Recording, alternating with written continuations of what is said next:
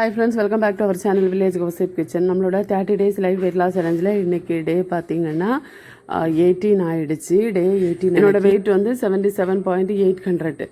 கிட்டத்தட்ட ஒரு 7-8 நாளாக சேம் வெயிட். 7-8 நாளில் ஒரு 8-10 நாளாக வந்து சேம் வெயிட்டு. 77-8 வரும், 77.800 வரும், 700 வரும், 600 வரும், மறுபடியும் 800 அந்த மாதிரி போயிட்டுருக்கு. வெயிட்டு செக் பண்ணிவிட்டு வெறும் வெயிட்டில் ஒரு 4 பதாம் வந்து நைட்டு ஊற போட்டு வச்சுருந்தேன், அதை சாப்பிட்ருந்தேன். ஸ்கின் கேரில் வந்து பெருசாக டிஃப்ரெண்ட் எதுவும் கிடையாது. ஆனால் ஸ்கின் கேர் ரொட்டீன் மட்டும் கரெக்டாக ஃபாலோ பண்ணிகிட்ருக்கேன். ஏன் டிஃப்ரெண்ட் இல்லை அப்படின்னா, என்னோடது வந்து பயங்கரமான ஒரு சென்சிட்டிவ் ஸ்கின்னு. முன்னாடி ரொம்ப ட்ரை ஸ்கின்னாக இருந்துச்சு. அப்போ வந்து ஸ்கின் கேர் எதுவும் பண்ணாமல் அப்புறம் அது வந்து ரொம்ப சென்சிட்டிவாக மாறிடுச்சு. அதனாலேயே ஃபேஸ் வாஷ் மாதிரி சில ப்ராடக்ட் வந்து யூஸ் பண்ண ஆரம்பித்தோடனே என்னை வந்து ஸ்கின் வந்து பயங்கரமாக இரிட்டேஷன் ஆகும், ஒரு மாதிரி எரிச்சலாக இருக்கும், காந்தலாக இருக்கும். அப்புறம் ஸ்கின் வந்து தோல் வந்து சின்ன சின்னதாக உரிய ஆரம்பிக்கும். அந்த மாதிரி பிரச்சனை எல்லாம் எனக்கு வரும்.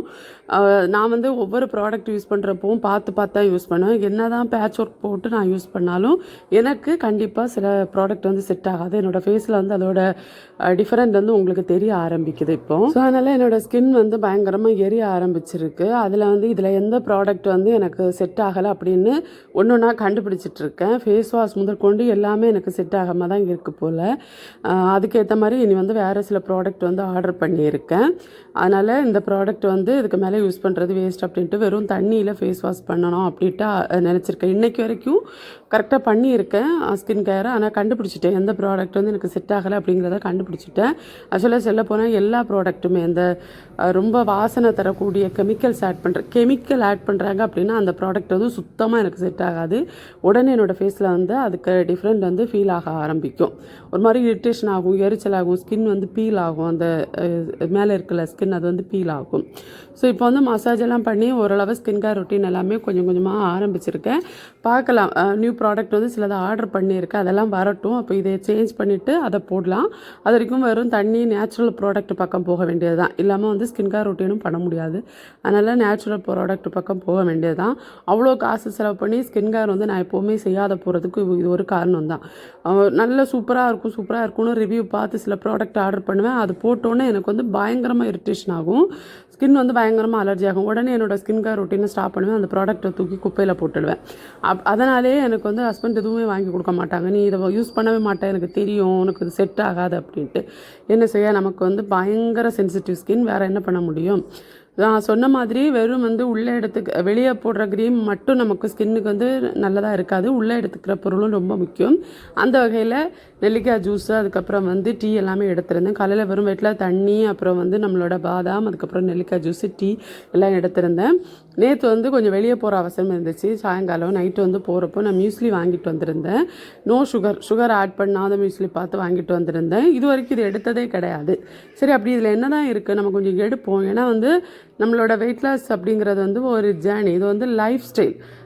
இது என்ன சொல்ல, நீங்கள் ஒரு 4 நாள் 5 நாள் ஆரம்பிச்சுட்டு வெயிட்டு குறைஞ்சோடனே விட்டுட்டு மறுபடியும் நம்மளோட நியூ லைஃபுக்குள்ளே போக முடியாது. மறுபடியும் வெயிட்டு போட தான் செய்யும். சிலர் கமெண்டில் கூட கேட்டிருந்தாங்க, உங்கள் வீடியோ வந்து ஆரம்பத்தில் பார்க்குறப்போ எனக்கு நல்லா பிடிச்சிருந்துச்சு, ஆனால் இப்போ வந்து வெயிட் அதிகமாகுது, எவ்வளோ தான் டயட்டு ஃபாலோ பண்ணாலும் டயட்டு விட்டோடனே வெயிட் அதிகமாகுது அப்படின்ட்டு.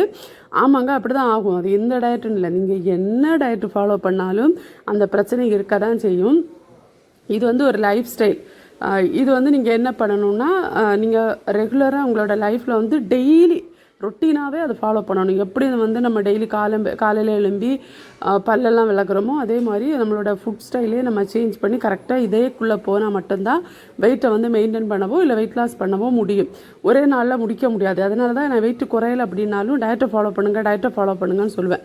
எப்போது ஒரு முறை குறைய தான் செய்யும். நம்ம வந்து டயட்டை கன்டினியூ பண்ணிகிட்டு இருக்கணும். நமக்கு வெயிட் வந்து வெளியே பார்க்குறதுக்கு குறையலை அப்படின்னாலும், அதாவது வெயிட் மிஷினில் நம்ம பார்ப்போம், வெயிட் குறையாத மாதிரி இருந்தாலும் நமக்கு வந்து இன்ச் லாஸ் நடந்துகிட்ருக்கும். ஸோ இதெல்லாமே டயட்டோட ஒரு பாகம் தான். சரி, அதனால தான் நான் சொல்கிறது. முஸ்லி வாங்கிட்டு வந்திருந்தேன். அப்புறம் அதை வந்து பாலில் போட்டு நான் ப்ரிப்பேர் பண்ணி நைட் டிஃபனுக்கு அதை நான் எடுத்திருந்தேன். பார்த்துருக்கேன், சுகர் எதுவும் ஆட் பண்ணலை. நமக்கு வந்து ஹோம்மேடாக எப்படி ப்ரிப்பேர் பண்ணுறது அப்படிங்கிறதெல்லாம் நான் பார்த்துட்டேன். இனி வந்து அது செஞ்சு நான் உங்களுக்கு ரெசிபி ஷேர் பண்ணுறேன். அப்புறம் சாயங்காலம் மறுபடியும் கொஞ்சம் வெளியே கிளம்ப வேண்டியதாக இருந்துச்சு. ஹாஸ்பிட்டல் அங்கே இங்கே அப்படி இப்படின்னு ஓடிட்டே இருக்கேன். லைஃப் அப்படியே ஓடிட்டுருக்கு. அப்படி போயிட்டு வந்தப்போ வந்து எங்களுக்கு ஊரில் வந்து கோவில் திருவிழா, சர்ச்சு திருவிழா, அங்கே இருந்து மறுபடியும் பலகாரம் வாங்கிட்டு வந்து குழந்தைங்களுக்கு கொடுத்துருந்தோம். லஞ்சுக்கு பார்த்திங்கன்னா கொஞ்சம் சோறு ரசம் அப்புறம் இது நெத்திலி மீன் அப்புறம் பாவக்காய் பொரியல் இது வச்சு சாப்பிட்ருந்தேன். பொரியல் எல்லாமே கொஞ்சம் குறைவாக தான் எடுத்திருந்தேன். பயங்கர ஸ்ட்ரெஸ்ஸு, சாப்பிட்ணுன்னு தோணலை, தூங்கணும்னு தோணலை, எதையோ யோசிச்சுக்கிட்டே இருக்கேன். என்ன யோசிக்கிறேன் அப்படின்னலாம் எனக்கு தெரில. வீட்டுக்கு போகணும் அப்படின்னு தோணுது. வீட்டில் போய் தனியாக ஒரு வாரம் இருந்தேன்னா கொஞ்சம் ரிலாக்ஸ் ஆகலாம் போல இருக்கு. ஆனால் முடியாது, ஏன்னா எங்கள் அம்மாவுக்கு ரொம்ப முடியலை, எங்கள் அவங்க கூட ஒரு ஆள் கண்டிப்பாக தேவைப்படுறாங்க, அதனால் போக முடியலை. ஆனால் எனக்கு இப்போதைக்கு வந்து வீட்டுக்கு போனால் நல்லாயிருக்கும், கொஞ்சம் வீட்டில் போய் கொஞ்சம் உட்காந்தா கொஞ்சம் நல்லாயிருக்கும், அந்த மாதிரியெல்லாம் தோணுது. ஆனால் முடியாது. பார்க்கல, லைஃப் வந்து எப்படி மாறும், எப்படி போகுது அப்படிங்கிறதையும் வந்து நம்மளால் கணிக்க முடியலை. அப்படியே போயிட்டுருக்கு. அது போகிற வாக்கில் நம்மளும் போவோம். ஓகேவா, நம்ம போயிட்டே இருப்போம். யாருக்காகவும் நிற்க வேண்டாம், எதுக்காகவும் நிற்க வேண்டாம். நம்மளால் முடிஞ்ச அளவும் என்னென்ன நம்மளால் பண்ண முடியுமோ அதை பண்ணிவிட்டு நம்ம போயிட்டே இருப்போம். ஸோ அவ்வளோதான் இப்போ வரைக்கும் எனக்கு வந்து எப்போவும் தோணிகிட்ருக்கிற விஷயம். அவ்வளோதான். லஞ்சு முடிச்சிட்டேன். இன்றைக்கி தூங்க போகிறப்ப வந்து தொண்டெல்லாம் கரன்னு இருந்துச்சு. ஜலதோஷம் ஆரம்பிச்சிருக்கு போல். ஏன்னா அங்கேருந்து என் வீட்டு தண்ணியும் உங்கள் தண்ணி மாற்றி குளிச்சேன்னு வச்சுக்கோங்களேன், எனக்கு வந்து செட் ஆகவே செய்யாது, உடனே சளி பிடிச்சிடும். முன்னாடியெல்லாம் இங்கே அம்மா வீட்டிலேருந்து ஹஸ்பண்ட் வீட்டுக்கு போன டைம் வந்து அங்கே அந்த தண்ணி செட் ஆகுறதுக்கு பயங்கரமாக இருந்துச்சு. கொஞ்ச நாள் வந்து சளி பிடிச்சி காய்ச்சல் வந்து அந்த மாதிரி ரொம்ப கஷ்டப்பட்டேன். இப்போ என்ன ஆச்சுன்னா அப்படியே தலைகீழாக மாறிடுச்சு. இப்போ வந்து அம்மா வீட்டில் உள்ள தண்ணி எனக்கு செட் ஆக மாட்டேங்குது. இப்போ இந்த தண்ணி குளித்த உடனே ஒரு நாள் குளிக்கிறப்போ உடனே வந்து சளி பிடிக்குது, இந்த மாதிரி ஏதாவது ஒன்று வந்துடுது. இப்போ அந்த மாதிரி போயிட்டுருக்கு. குளிக்கிறதுக்காகவே என் வீட்டுக்கு போயிட்டு வர மாதிரியெல்லாம் ஆகுது. இப்போது அந்த கொஞ்சம் சளி பிடிச்சிருக்கு. நாளையிலேருந்து நெல்லிக்காய் ஜூஸ் கொஞ்சம் நாளைக்கு எடுக்க முடியாது, 2-3 நாள் எடுக்க முடியாது, ஏன்னா இந்த சளி பிடிச்சிருக்கு இல்லையா, அதனால். அங்கே எங்கேன்னு அலைஞ்சிட்டு வந்து கடைசியாக ஒரு கப்பு டீ குடிக்கிறப்போ அந்த சுகமே தனி தான். இனிப்பு போடாமல் ஒரு கப்பு டீ மறுபடியும் சாயங்காலம் எடுத்திருந்தேன். அப்புறம் வந்து டின்னருக்கு ஒரு கொய்யா எடுத்திருந்தேன். இது பழைய கொய்யா ஃபோட்டோ தான், ஏன்னா கொய்யா தான் மோஸ்ட்லி டின்னருக்கு எடுக்கிறேன் அப்படிங்கிறதுனால ஒரு ஃபோட்டோவை எடுத்தே வச்சுருக்கேன். ஸோ அந்த பெரிய சைஸு கொய்யா இருக்குல்ல, இது வந்து வியட்நாம் கொய்யான்னு நினைக்கிறேன். எனக்கு டேஸ்ட்டு சுத்தமாக பிடிக்காது, ஆனால் வேறு வெளியில் நான் எடுத்துப்பேன். லஞ்சு மட்டும்தான் கொஞ்சம் ஹெவியாக எடுத்துக்கிற மாதிரி இருக்கும். டின்னரும் பிரேக்ஃபாஸ்ட் வந்து ரொம்ப சிம்பிளாக எடுத்துப்பேன்.